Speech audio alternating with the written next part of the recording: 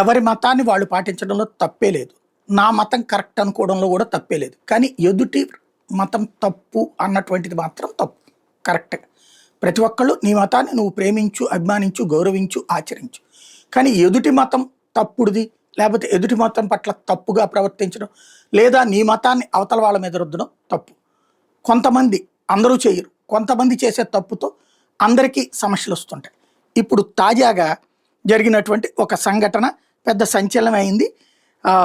ఏదైతే నయీముద్దీన్ అనేటటువంటి వ్యక్తి, ఇతను టీచర్, కుమారి సాహిబా, ఏది నయీముద్దీన్ అనేటువంటి మేనేజరు, తర్వాత కుమారి సాహిబా అనేటటువంటి టీచరు, ఇద్దరూ కలిసి ఉత్తరప్రదేశ్లోని లక్నోలోని బన్వీర్పూర్ విలేజ్లో అక్కడ ఉన్నటువంటి 3వ తరగతి వాళ్ళని నుంచి 4, 5 తరగతుల స్టూడెంట్స్ దగ్గరికి, వాళ్ళందరి చేత కూడా ప్రైవేట్ స్కూల్ అనమాట అది, అమర్ బాపు శిక్షానికేతన్ ఆ స్కూల్ పేరు.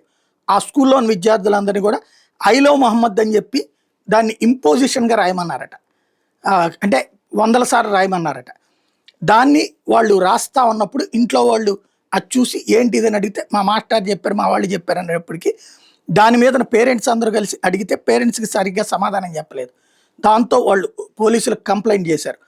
పోలీసులు దాని మీద జోక్యం చేసుకున్నారు. ప్రిన్సిపల్ సంతోష్ కుమార్ని వార్నింగ్ ఇవ్వడంతో పాటుగా ఈ మేనేజర్ నయీముద్దీన్ని, టీచర్ కుమారి సాహిబా ఇద్దరిని కూడా అరెస్ట్ చేశారు.